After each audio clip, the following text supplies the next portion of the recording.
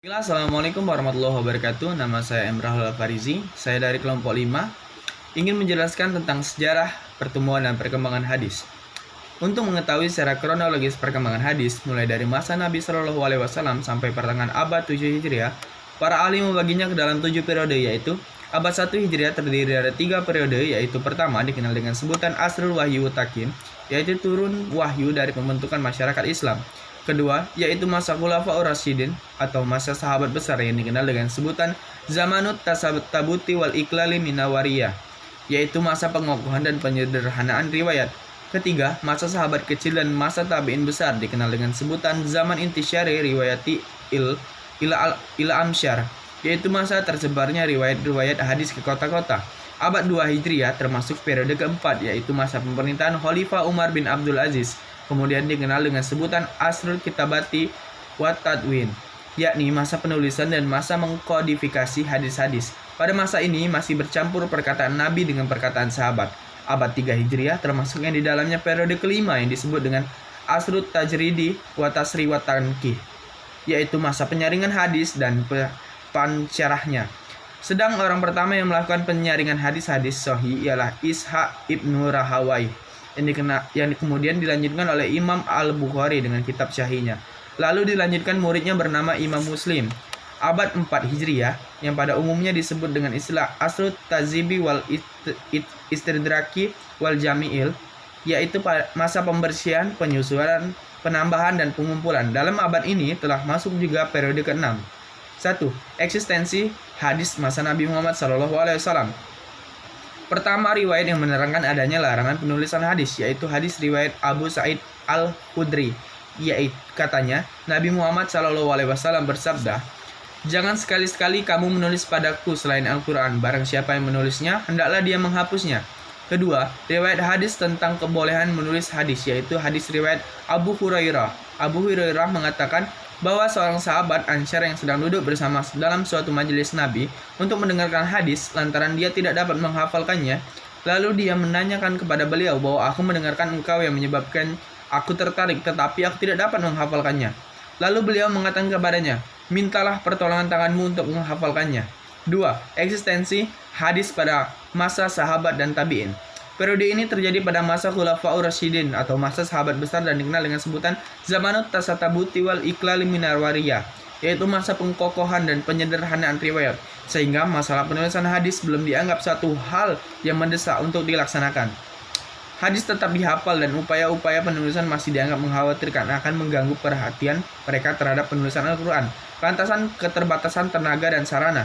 Dalam faktor sebab itulah, Abu Bakar sebagai khalifah pertama mengeluarkan kebijakan tidak mengizinkan para sahabat menulis hadis. Bahkan beliau memerintahkan untuk membakar 500 buah hadis yang telah dicatatnya sebagai riwayat Al-Hakim dari Aisyah, yang artinya, ayahku telah mengumpulkan hadis dari Rasulullah SAW sejumlah 500 buah. Lalu pada suatu malam, beliau banyak membolak-balik hadis tersebut. Kemudian di pagi hari beliau berkata, "Wahai anakku, bawalah hadis-hadis yang ada padamu." Maka aku pun membawanya kepada beliau, dan seketika itu beliau menyalakan api lalu membakarnya.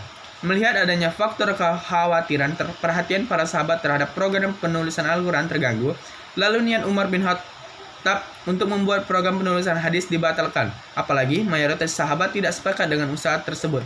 Hal ini didapatkan adanya hadis riwayat Anas bin Malik, yang artinya dari sahabat Malik bin Anas mengatakan bahwa Umar bin Khattab bermaksud menulis beberapa hadis. Lalu beliau berkata, tidak boleh ada sesuatu kitab yang muncul bersama-sama kitabullah. Dari adanya hadis tersebut bahwa Abu Bakar dan Umar bin Khattab merasakan adanya kekhawatiran terhadap buku catatan hadis yang di tangan para sahabat terhadap Al-Quran. Sekalipun demikian, penulisan hadis tetap saja dilakukan oleh para sahabat, diantaranya ialah Ibnu Mas'ud, Ali bin Abi Thalib, Aisyah, dan lainnya. Hal ini dapat dibuktikan dari hadis berikut. 1. Ibnu Mas'ud. Abdurrahman bin Abdullah bin Mas'ud telah memperlihatkan kepadaku sebuah buku catatan seraya bersumpah di hadapanku bahwa catatan ini adalah tulisan tangan ayahnya, yaitu Abdullah bin Mas'ud. 2. Ali bin Abi Thalib. Ali bin Abi Thalib pernah menganjurkan untuk menuntut ilmu dan menulisnya. Beliau berkata, "Siapa yang mau membeli ilmu dariku dengan 1 dirham?" Lalu Abu Qaid Suma yang saat itu berada di sisi beliau membeli lembaran tersebut dengan harga 1 dirham. Ketiga, Aisyah. Wahai anakku, aku mendengarkan bahwa kamu telah menulis hadis-hadis dariku. Lalu, apakah kamu mengulangi lagi untuk menulisnya? Lalu Urwah menjawab, suatu hadis yang telah saya dengar darimu. Saya mengulangi lagi untuk mendengarkan kepada orang lain. Kemudian bertanya lagi, apakah yang kamu dengar dariku ada yang berlainan dengan orang lain? Lalu ia menjawab, tidak, kalau begitu silakan kamu lanjutkan. 3. Eksistensi hadis pada abad 2 Hijriah. Pada masa ini tidak jauh berbeda dengan masa sebelumnya. Metode periwayatan hadis yang dilakukan oleh para tabi'in tidak berbeda dengan yang sudah dilakukan oleh para sahabat. Hanya saja, persoalan yang dihadapi mereka agak berbeda, sebab pada masa ini Al-Quran sudah terkumpul dalam satu mushaf. Pemerintahan Umar bin Abdul Aziz membentuk lembaga kodifikasi hadis secara resmi, dengan melalui instruksinya kepada para pejabat pemerintahan yang ada di daerah, kepada Abu Bakar bin Hazm dan Muhammad bin Syihab Az-Zuhri. Latar belakang Khalifah Umar bin Abdul Aziz untuk mengumpulkan dan mengkodifikasi hadis ialah: 1. Banyak penghafal hadis yang meninggal dunia, baik ataupun sebagai pahlawan perang. 2. Al-Quran sudah berkembang begitu luas dalam masyarakat dan telah dikumpulkan menjadi musyaf, karenanya tidak perlu dikhawatirkan lagi hadis bercampur dengan Al-Quran. 3. Islam telah mulai melebarkan syiarnya melalui Jazirah Arab, maka hadis sangat diperlukan sebagai penjelasan Al-Quran. Maka masa ini dikenal dengan sebutan masa pembukuan. Pada abad 2 Hijriah, ini tersusunlah kitab-kitab hadis dari para ulama-ulama. Di antaranya adalah 1. Ibnu Juraiji 80-150 Hijriah di Mekah. 2. Al-Auza 88-157 Hijriah di Syam. 3. Syufan As-Sauri 161 Hijriah di Kufah. 4. Malik bin Anas 179 Hijriah di Madinah. 4. Eksistensi hadis pada abad ketiga. Masa ini dikenal dengan sebutan masa Asrut Tajridi wa Tasri wa Tankih, yaitu masa penyaringan dan penyarahan hadis. Masa pemerintahan dipegang oleh dinasti Abbasiyah dari Khalifah Al-Ma'mun sampai Al-Muqtadir 200-300 Hijriah. Pada masa ini belum berhasil melakukan pemisahan beberapa hadis ma'nukuf dan maktuf dari hadis marfu, hadis daif dari hadis sahih, bahkan hadis maudhu bercampur dengan hadis sahih. Masa ini dianggap sebagai masa paling sukses dalam menjalankan program pembukuan hadis, sebab mereka berhasil dalam beberapa hal. 1. Memisahkan hadis-hadis Nabi dari yang bukan hadis fatwa sahabat atau tabi'in. 2. Mengadakan penyaringan secara ketat terhadap apa saja yang dikatakan hadis Nabi. Ulama pertama kali melakukan penyaringan hadis-hadis sahih ialah Ishaq bin Rahawai. Kemudian dilanjutkan oleh Imam Bukhari dengan kitab Syahihnya. Lalu dilanjutkan muridnya bernama Imam Muslim.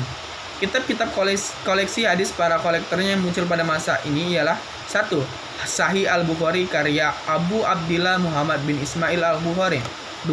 Sahih Muslim karya Abu Hussein Muslim bin Halaj An-Naisaburi.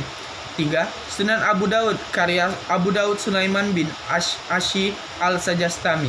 4. Sunan At-Turmuzi karya Abu Isa Muhammad bin Yahya At-Turmuzi. 5. Sunan An-Nasai karya Abu Abdillah Ahmad bin Syuaib Al-Hurasani. 6. Sunan Ibnu Majah karya Abdullah bin Muhammad Al-Qaswani. 5. Eksistensi hadis pada abad ke-6.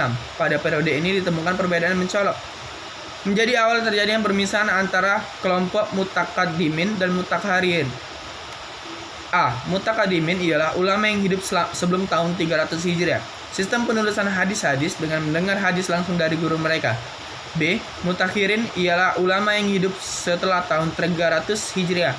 Sistem penulisan hadis-hadis menggunakan penghimpunan hadis. 6. Eksistensi hadis pada abad 5 sampai sekarang. Pada tahun 656 Hijriah, pemerintahan Abbasiyah pindah ke tangan bangsa Turki dengan pusat pemerintahannya pindah ke Kairo, Mesir. Pada akhir abad ke-7 Hijriah, semua daerah Islam dapat dikuasai kecuali daerah barat Maroko. Pertengahan abad ke-9 Hijriah berhasil merebut kota Konstantinopel dan Mesir. Sejak itulah Raja Turki menggunakan sebutan Khalifah. Mungkin itu saja yang dapat saya sampaikan. Lebih dan kurang saya mohon maaf. Kepada Allah saya mohon ampun. Akhirul kalam. Wassalamualaikum warahmatullahi wabarakatuh.